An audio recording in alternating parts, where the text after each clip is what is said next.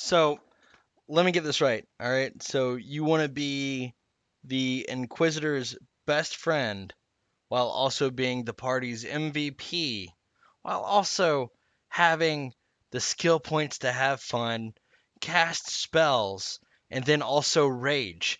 But you don't want to be a bard or a barbarian or a blood rager. So, like, what do you do in this situation? Well, for you, I've got some good news, man. Let's talk about the Scald, the archetype called Spell Warrior. This is going to be ridiculous. Your people are going to love you, and the party is going to be like, yo, he died. We can blow through the 10,000 gold to get the diamond dust to res him. Let's get this guy back. He was amazing. He did his job right. What about the wizard over there that's just making all this crap and just not doing anything with it? Forget that guy. We need the spell warrior back. Let's talk about it. Dun dun dun dun dun dun. B-sides. Hello and welcome to Pathfinder B-Sides. I am your host, Professor Phoenix, and today we are going to be talking about the Skald Archetype Spell Warrior. This is probably a super fun class archetype that I've seen lately. Um, let's dive into the flavor text, shall we? From the D20 PFSRD. The spell warrior uses his arcane knowledge rather than his rage to turn the tide of battle in favor of himself and his allies.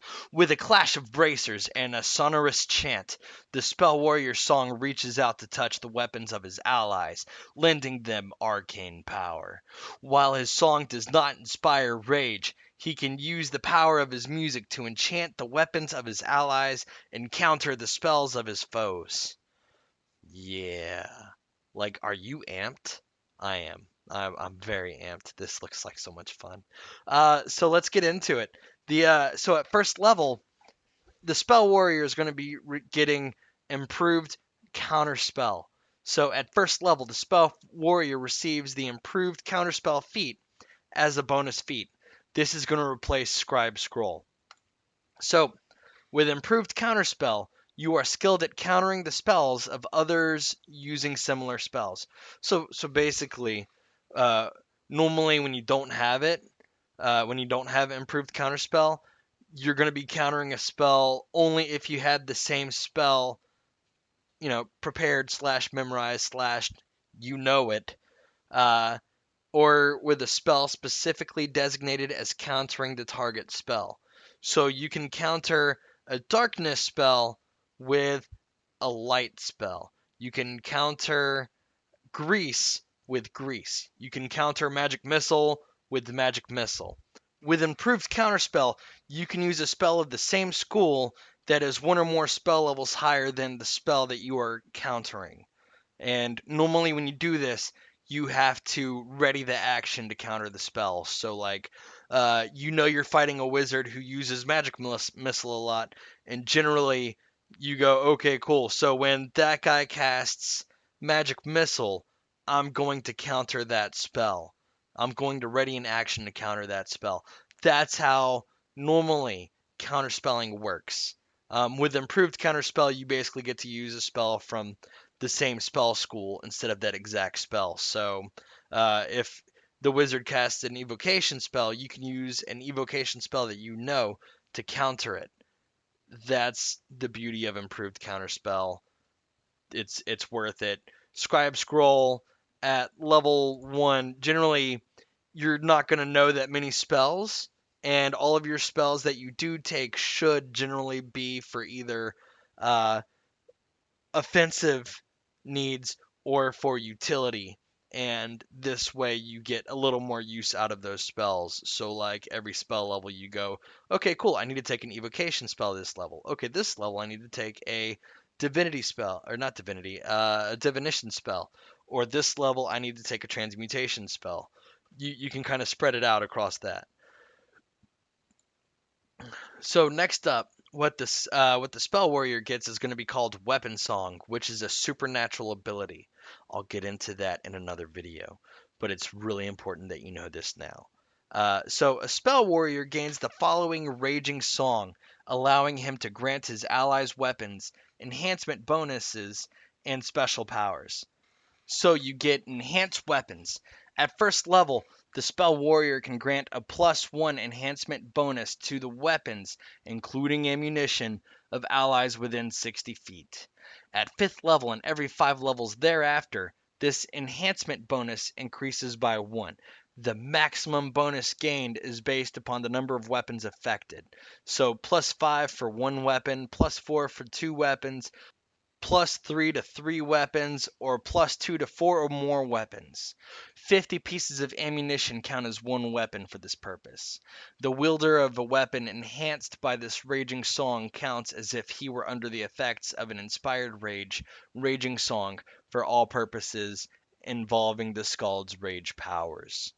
These bonuses can also be used to add any of the following weapon special abilities to the weapons enhanced by this ability. You've got Dancing, Defending, Distance, Flaming, Frost, Ghost Touch, Keen, Mighty Cleaving, Returning, Shock, Seeking, or Speed. That's 12 options! Adding these weapon special abilities consumes an amount of bonus equal to the special ability's cost. So you should definitely look up what the cost is for each one of these guys. I'll put a link in the description.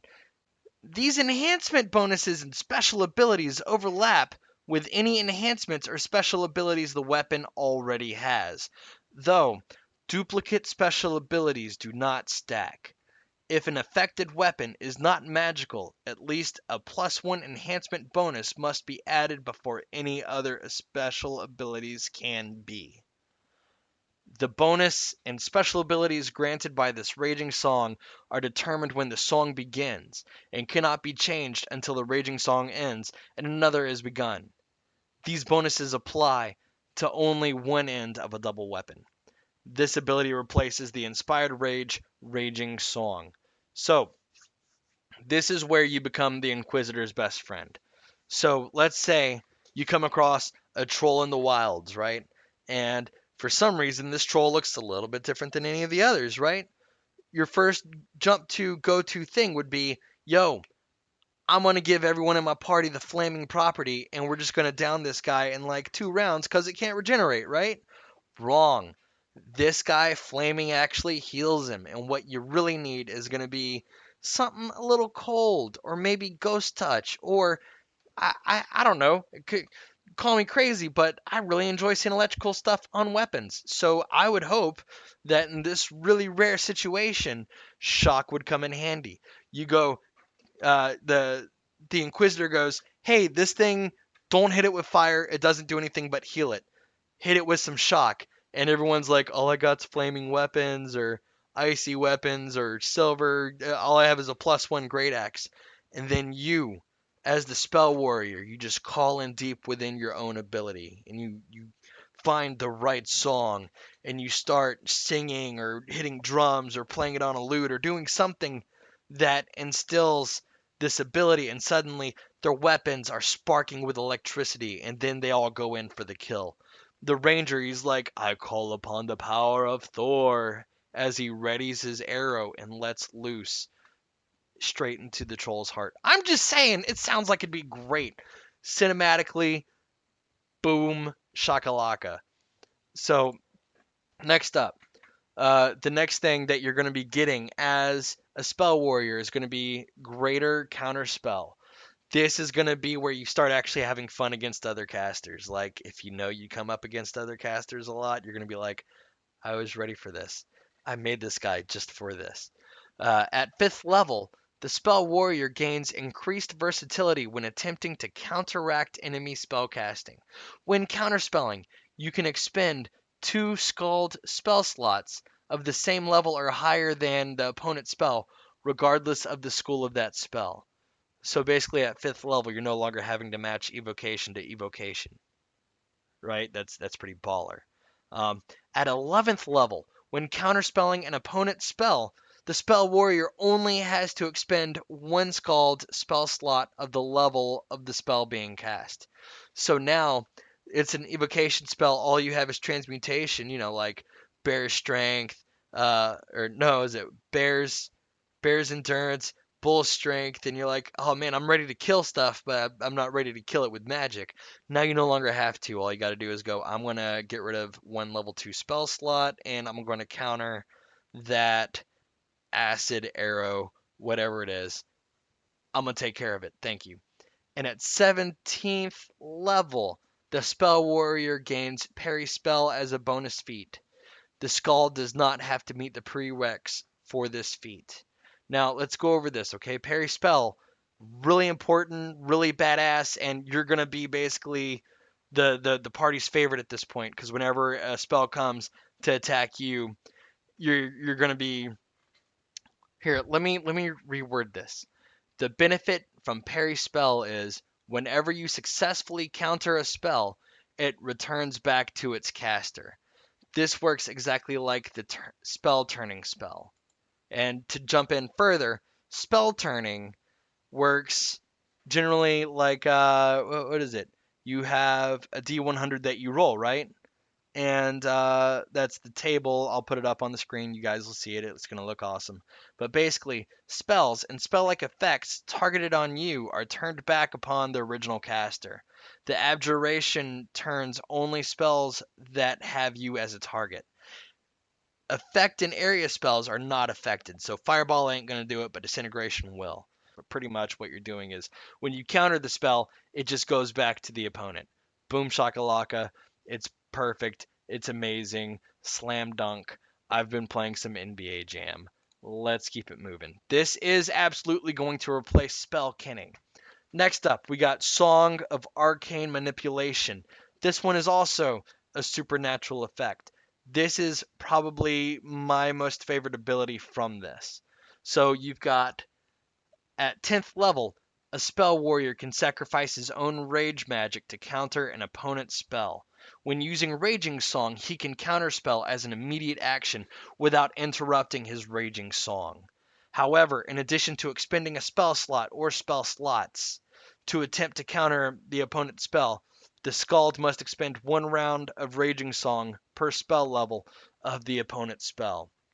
For example, if attempting to counterspell a 3rd level spell, the Skald must expend one of his own 3rd level spell slots and 3 rounds of Raging Song.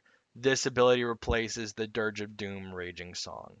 So, first of all, this is amazing because it's an immediate action. It doesn't interrupt your Raging Song, so your party is still going to be just as badass as they were before you did this. But your opponent, who is casting, and I know I keep going to Disintegration, so I'm going to swap it and go over to Magic Missile.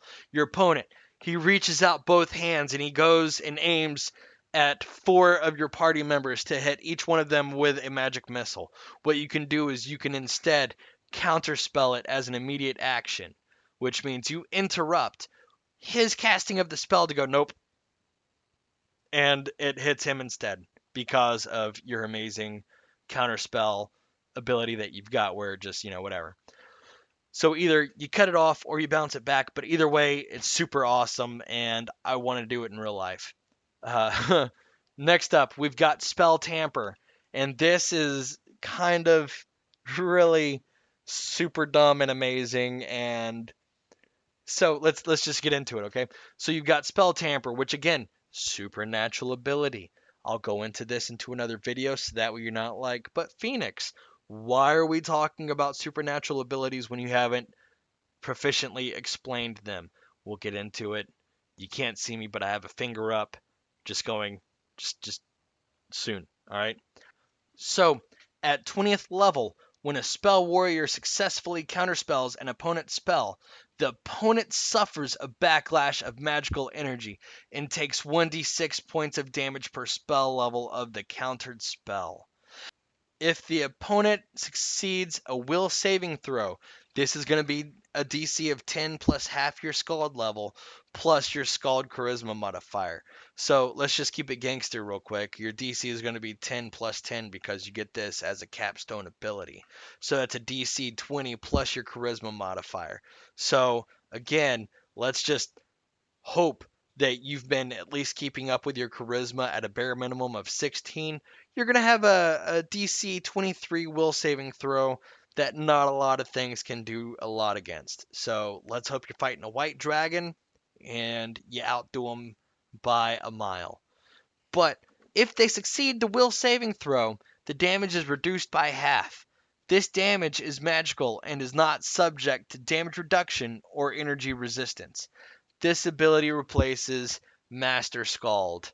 So once again, let's go take a look at what Master Skald is, which is at 20th level, a Skald's Inspire Rage no longer gives allies a penalty to AC, nor limits what skills or abilities they can use. This is all crap from their normal Blood Range song, so guess it's not important. So this is way better because basically, if your enemy casts a 9th level spell, right, and you parry the spell, and then you countered it as an immediate action, it's kind of like they reach into the back of their brain to remember the spell that they were going to let loose, and as soon as they're about to let it loose from their tongue, it basically hits them in the brain balls, and they take 9d6 points of damage, which, to be fair, is almost as much as what the rogue would be doing with one sneak attack at this point. So your rogue has to spend their actual turn doing that, whereas when you counter the spell as an interrupt, as an immediate action, you're going to be causing it, then you get to do your own thing on your turn and do more damage. It seems like the perfect dream. It's wonderful. Now, let's go over the rage powers that complement the Spell Warrior archetype. Again, this is what the D20 PFSRD suggests would be good for this archetype. You've got Clear Mind, Disruptive, Eater of Magic, Elemental Rage. This is the lesser, normal, and greater. Energy Resistance, Spell Sunder, Spell Breaker, Sunder Enchantment, Superstition, and Witch Hunter.